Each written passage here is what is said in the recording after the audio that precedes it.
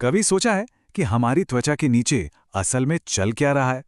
ये कोई अस्त-व्यस्त दुनिया नहीं है, बल्कि एक अविश्वसनीय रूप से व्यवस्थित समाज है। चलिए, आज एक सफर पर चलते हैं और देखते हैं कि कैसे खरबों कोशिकाएं एक टीम की तरह मिलकर काम करती हैं। यही वो बड़ा सवाल है जो आज हमारे इस सफर की वजह है। जरा सोचिए, 30 खरब अलग अलग हिस्से, हर पल एक दूसरे के साथ बिल्कुल सही तालमेल में। आखिर ये होता कैसे है? चलिए, आज इसी रहस्य से पर्दा उठाते हैं। इस कमाल के सहयोग को समझने के लिए हमें शुरुआत करनी होगी सबसे छोटे लेवल से, हमारे शरीर के इस समाज के हर एक नागरिक से, यानी हमारी कोशिकाओं से। देखिए, ये कोई छोटा-मोटा धब्बा नहीं है।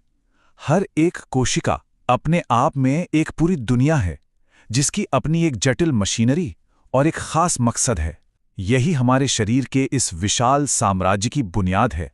अगर हर कोशिका को एक शहर माने, तो न्यूक्लियस है उसकी सेंट्रल गवर्नमेंट, जहां शरीर के सारे ब्लूप्रिंट यानी डीएनए रखे हैं। माइटोकॉन्ड्रिया हैं इसके पावर प्लांट, जो पूरे शहर को एनर्जी देते हैं। राइबोसोम वो फैक्ट्रियां हैं जहां जरूरी प्रोटीन बनते हैं। और कोशिका झिल्ली एक सख्त बॉर्डर कंट्रोल की तरह काम करती है। लेकिन इतने सारे शहर ये एक दूसरे से बात कैसे करते हैं? उनका कम्युनिकेशन सिस्टम क्या है? वो ऐसा करते हैं शरीर के अपने इंफॉर्मेशन सुपर हाईवे के जरिए, जिसे हम एंडोक्राइन सिस्टम कहते हैं। मिलिए हार्मोन से। इन्हें आप शरीर के केमिकल मैसेंजर समझ सकते हैं। एक ग्लैंड से निकलकर ये खून के रास्ते सफर करते हैं और दूर दराज की कोशिकाओं को बताते हैं कि उन्हें क्या करना है, चाहे बढ़ना हो, एनर्जी इस्तेमाल करनी हो या किसी खतरे का सामना करना हो। इस पूरे कॉम्प्लेक्स सिस्टम का मास्टरमाइंड है पिट्यूटरी ग्लैंड। दिमाग के ठीक नीचे मौजूद ये छोटा सा पावर हाउस ग्रोथ हार्मोन से लेकर दूसरे ग्लैंड्स को एक्टिव करने वाले हार्मोन तक सब कुछ कंट्रोल करता है। ये सचमुच में इस पूरे ऑर्केस्ट्रा का कंडक्टर है। कभी किसी स्ट्रेसफुल सिचुएशन में दिल की धड़कन तेज हुई है? वो काम है आपके एड्रेनल ग्लैंड्स का। वो एपिनेफ्रिन यानी एड्रेनलिन छोड़ते हैं, जो हमें फौरन एक्शन के लिए तैयार करता है। ये शरीर की तुरंत ढल जाने की काबिलियत का एक बेहतरीन नमूना है। तो हमारे पास शहर हैं जो आपस में बात भी कर रहे हैं, पर इन्हें बाहरी खतरों से कौन बचाता है? यहीं पर एंट्री होती है शरीर की एलीट सिक्योरिटी फोर्स की, हमारा इम्यून सिस्टम। इम्यून सिस्टम का एक ही मुख्य मिशन है, अपने और पराये के बीच फर्क करना।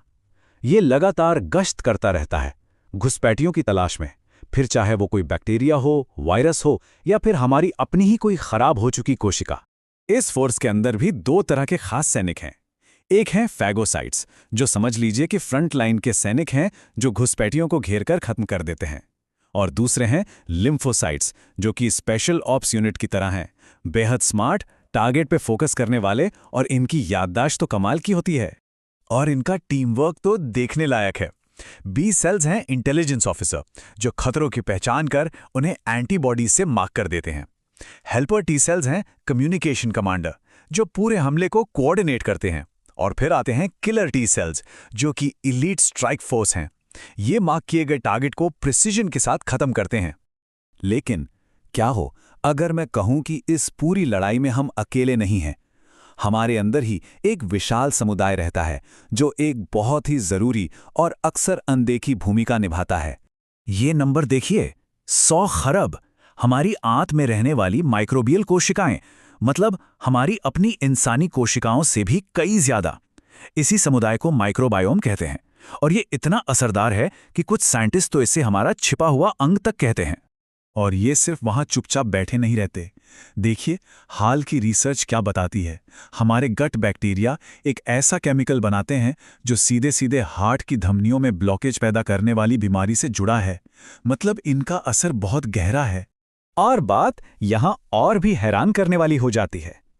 ये माइक्रोब्स हमारे दिमाग से बात करते हैं।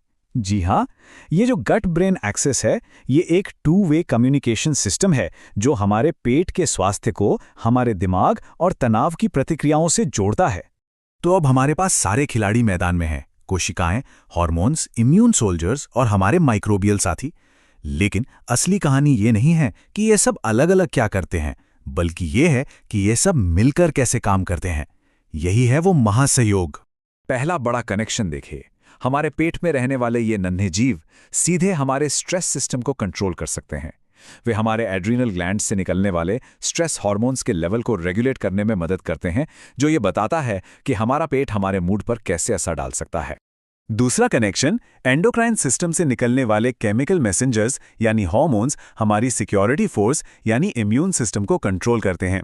जैसे स्ट्रेस के दौरान एड्रीनल ग्लैंड से निकलने वाले कॉर्टिकोस्टेरॉइड्स इम्यून सिस्टम की प्रतिक्रिया को धीमा कर सकते हैं ताकि शरीर में सूजन ज्यादा न बढ़े। तो सबसे बड़ी बात क्या है, ये सब अलग अलग सिस्टम नहीं है, इन्हें अलग अलग चैप्टर की तरह पढ़ना बंद करना होगा। शरीर एक बेहद गहरा, जुड़ा हुआ सहयोगी नेटवर्क है। हर हिस्सा लगातार हर दूसरे हिस्से से बात कर रहा है।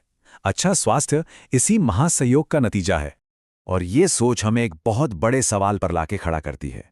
अगर सब कुछ इतना जुड़ा हुआ है, तो क्या सिर्फ एक हिस्से का इलाज करना काफी है? या फिर स्वास्थ्य और दवाइयों का भविष्य इस बात पर निर्भर करेगा कि हम इस पूरे नेटवर्क को एक साथ समझें और उसका इलाज करें? ये एक ऐसा सवाल है जो सेहत के बारे में हमारे सोचने का पूरा तरीका बदल सकता है।